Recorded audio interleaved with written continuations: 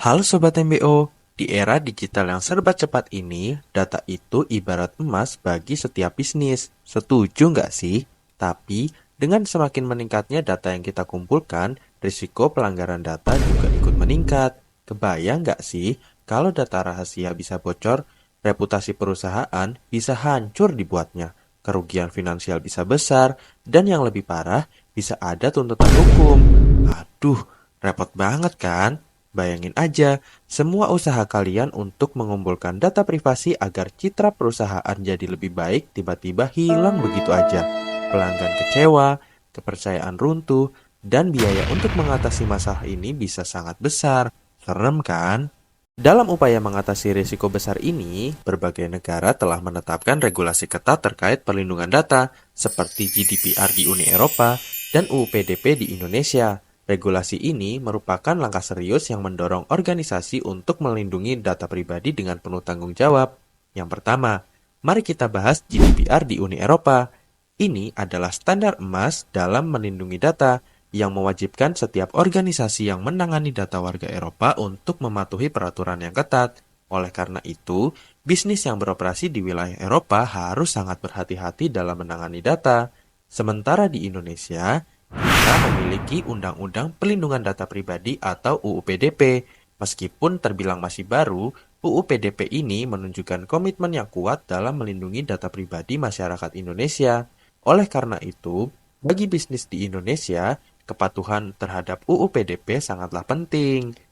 Nah, salah satu langkah terbaik untuk memastikan kepatuhan terhadap peraturan perlindungan data dan membangun kepercayaan pelanggan adalah dengan menunjuk seorang Data Protection Officer atau DPO. Coba kalian bayangin, DPO sebagai garda terdepan dalam pertempuran melawan risiko pelanggaran data. Mereka bukan hanya bertanggung jawab untuk memastikan bahwa perusahaan mematuhi semua regulasi perlindungan data yang berlaku, tetapi juga berperan dalam membangun budaya keamanan data di seluruh organisasi. Seorang Data Protection Officer atau DPO adalah sosok yang sangat penting dalam memastikan bahwa organisasi mematuhi peraturan perlindungan data dengan cermat. Mereka memiliki peran yang luas dan tanggung jawab yang tidak terhingga. Tanggung jawab dari seorang Data Protection Officer antara lain merumuskan kebijakan dan prosedur pelindungan data. Seorang DPO bertanggung jawab untuk mengembangkan kebijakan dan prosedur yang jelas terkait perlindungan data. Mereka harus memastikan bahwa semua aspek bisnis dipertimbangkan dan bahwa kebijakan yang ditetapkan sesuai dengan regulasi yang berlaku.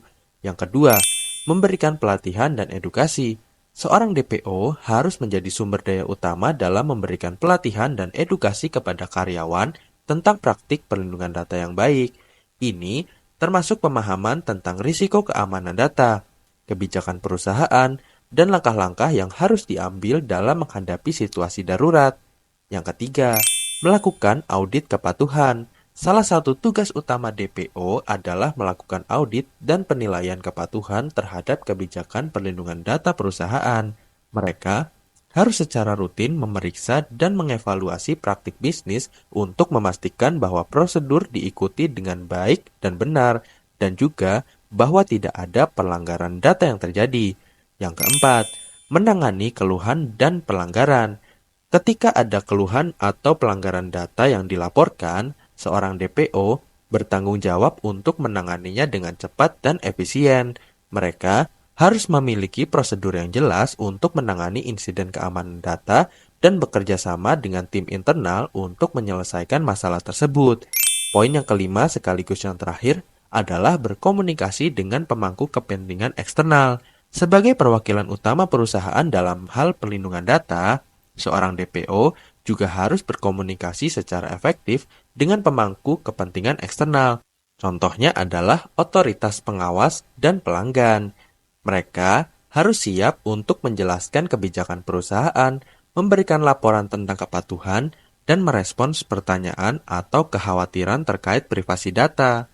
Dengan menjalankan tugas dan tanggung jawab ini dengan cermat, seorang DPO dapat memastikan bahwa organisasi memiliki kebijakan perlindungan data yang kuat dan bahwa data pelanggan tetap aman dan terlindungi. Organisasi yang memiliki seorang Data Protection Officer atau DPO bisa mendapatkan berbagai manfaat. Di antaranya, yang pertama, meningkatkan kepatuhan terhadap peraturan perlindungan data. Dengan DPO yang memantau dan menegakkan kebijakan perlindungan data, organisasi dapat lebih mudah memastikan kepatuhan terhadap berbagai regulasi perlindungan data yang berlaku.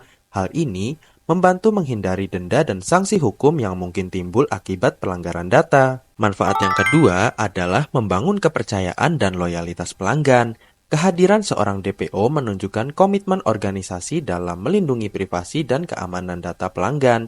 Ini dapat meningkatkan kepercayaan pelanggan dan memperkuat loyalitas mereka terhadap kita, karena mereka akan merasa bahwa data pribadi mereka diperlakukan dengan cermat dan aman.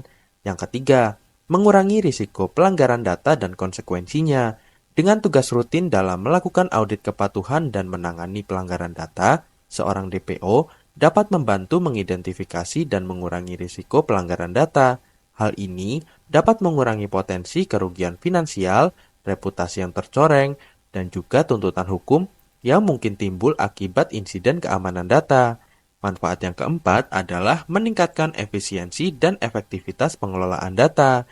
Dengan adanya DPO yang mengawasi proses pengelolaan data, organisasi dapat mengimplementasikan praktik terbaik dalam hal perlindungan data. Ini tidak hanya meningkatkan efisiensi operasional, tetapi juga memastikan bahwa data digunakan dan disimpan dengan cara yang aman dan sesuai dengan regulasi yang berlaku.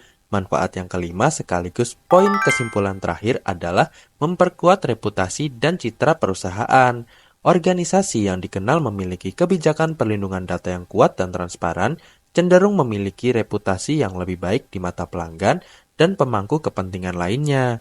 Ini dapat meningkatkan citra perusahaan sebagai entitas yang bertanggung jawab dan peduli terhadap privasi dan keamanan data. Dengan semua manfaat ini, memiliki seorang DPO bukan hanya investasi untuk memastikan kepatuhan hukum, tetapi juga untuk menjaga kepercayaan pelanggan dan memperkuat posisi perusahaan dalam pasar yang kompetitif.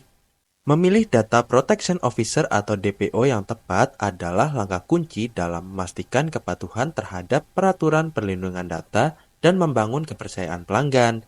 Berikut adalah beberapa faktor yang perlu dipertimbangkan saat memilih DPO. Yang pertama, keahlian dan pengalaman.